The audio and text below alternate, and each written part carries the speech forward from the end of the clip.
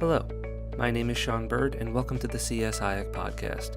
Michael Van Steenberg and I will be talking about mobile security today as part of an ongoing two-part series. If you missed the first part of this series, please go to www.csiac.org/podcasts/mobile security to see the first part of this series, as well as read the accompanying article that Michael and I wrote about mobile security. As always, if you would like to leave feedback, please visit that same link and let us know what you think, as well as other topics that you might like us to cover. Thank you.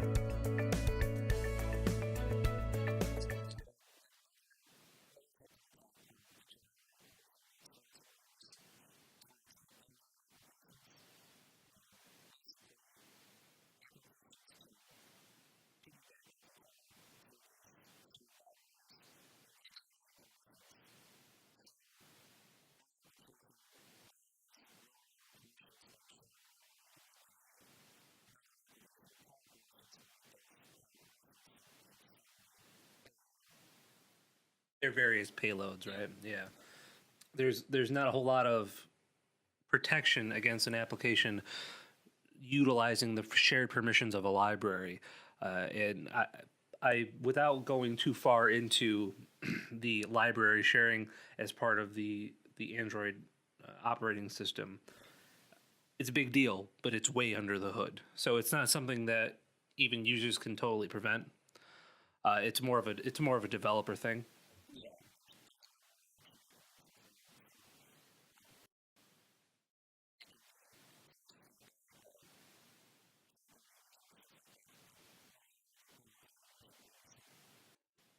More spyware or whatever payload that the malicious attacker decides to put in there. This is something that you know more about, way more than I do, but it's the Ultrasonic Beacons vulnerability or attack that seems like magic at first, to be honest.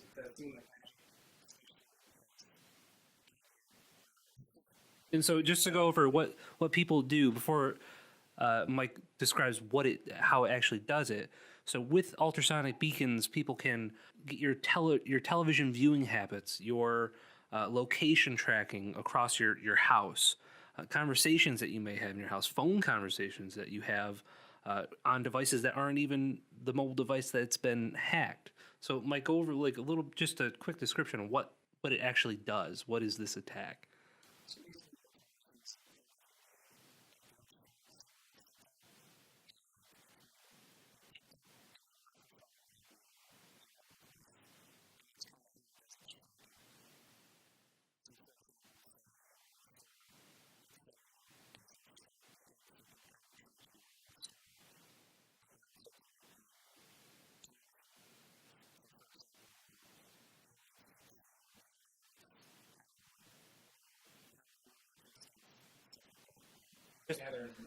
So just by listening to the microphone of your mobile device, they can glean all this different information based on what they're hearing, on what you're viewing, or where even you are in, say, a store and stuff like that.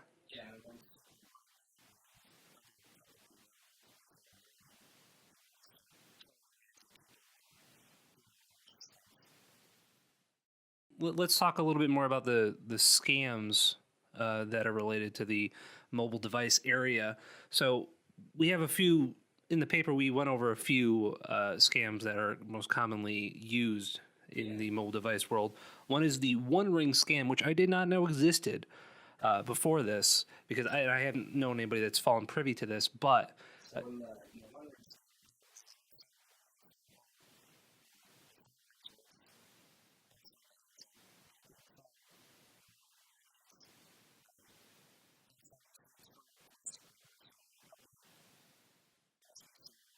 as one does, yeah.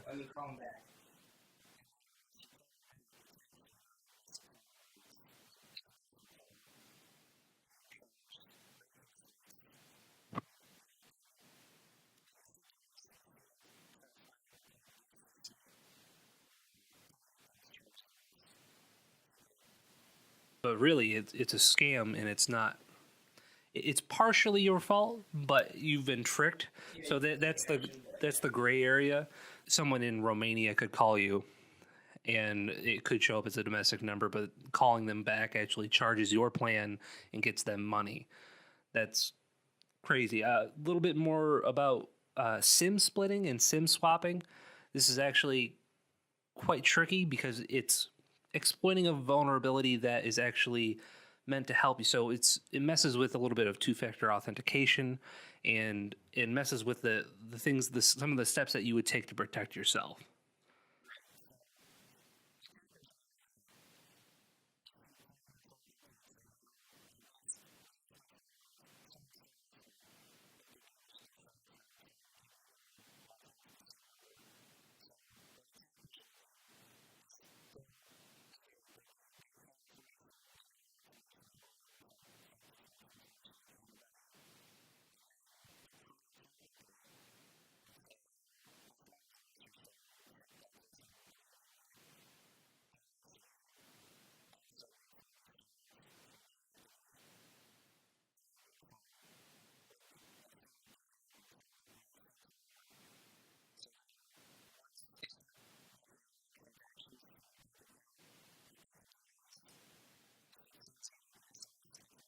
So your regular two-factor authentication.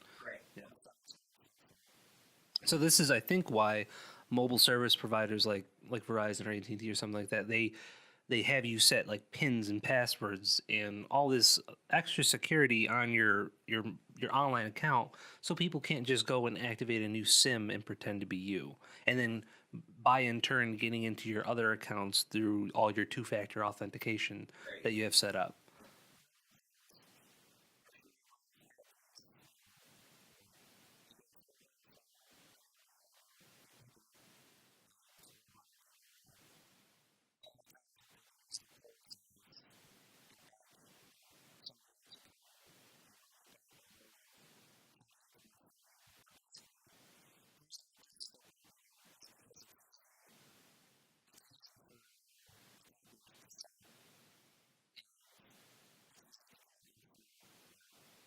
So they can just, yeah, they can use a computer to spam call.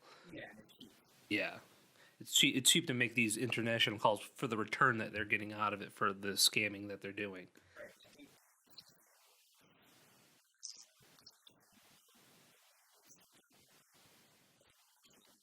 That's not to say that there's a whole lot that they can do, but without disabling calls from certain areas of the world, you can't just disable international calling. So yeah, so that's a big issue. And scams, obviously, if a technology exists, someone's going to create a scam for it. Let's go over really quick about recognizing fake applications. So the everyday user downloading an application to do whatever they want, either a game or something like that, or a tool.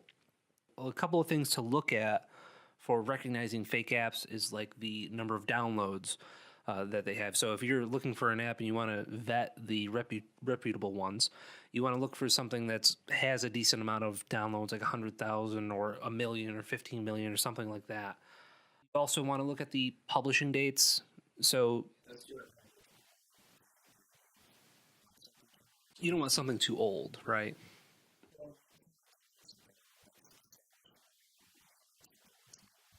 Oh, okay.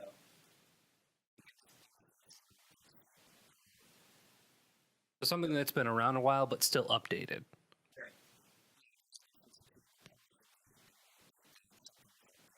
Because if something was published in 2007 but it hasn't, and so that would mean it's reputable, but it hasn't been updated since 2013. It's probably not good anymore, and it probably has a lot of vulnerabilities from the old versions of the operating system.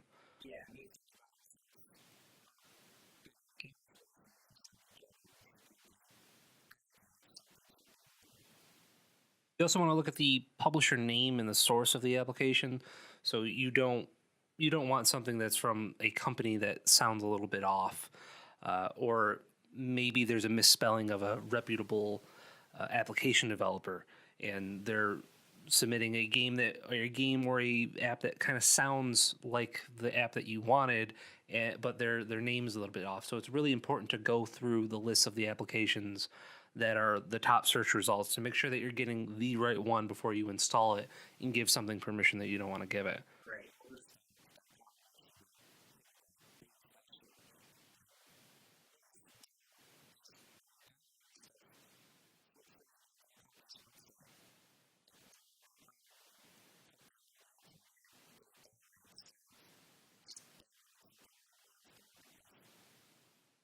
You also want to look at the application reviews.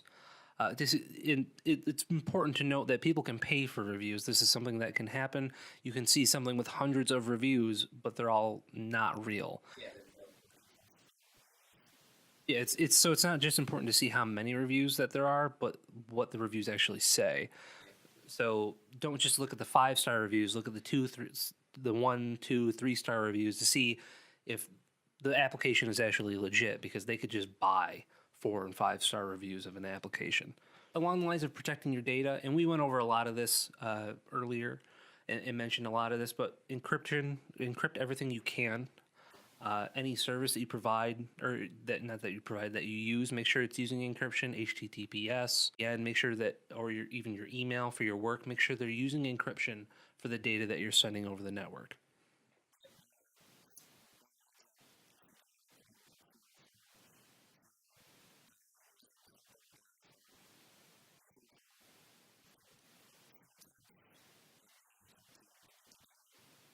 So don't lose your passwords. Don't use your passwords, lose your passwords, but also don't put them on a sticky note on your computer screen.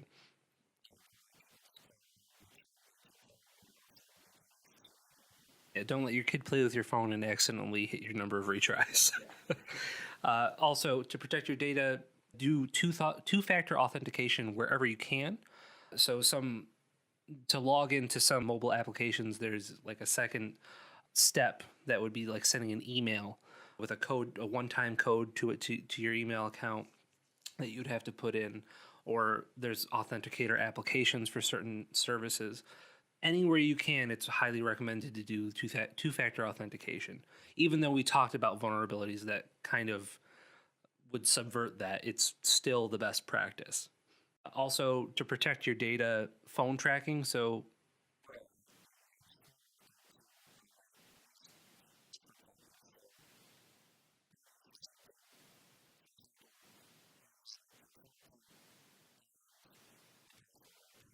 or pattern or something like that.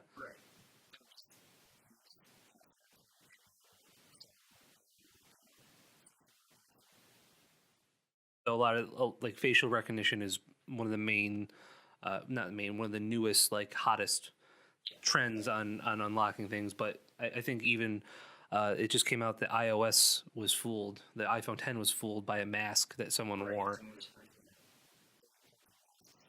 of someone's face and putting it in front of the phone.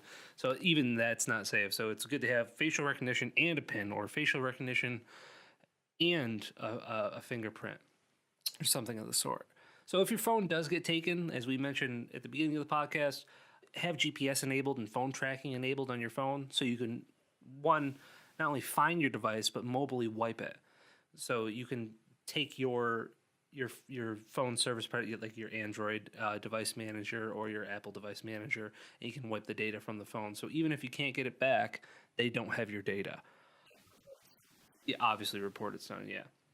Also, you want to follow mobile device policies of your workplace, and it's good to just have good common sense or a policy of your own to kind of follow when installing and using services.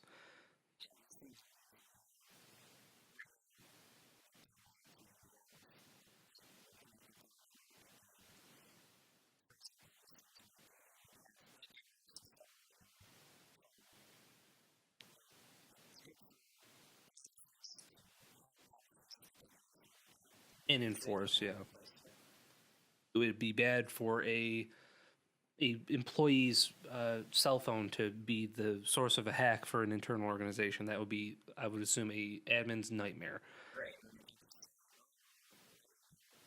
Yeah. Good for any organization to implement mobile device policies for every level of their organization.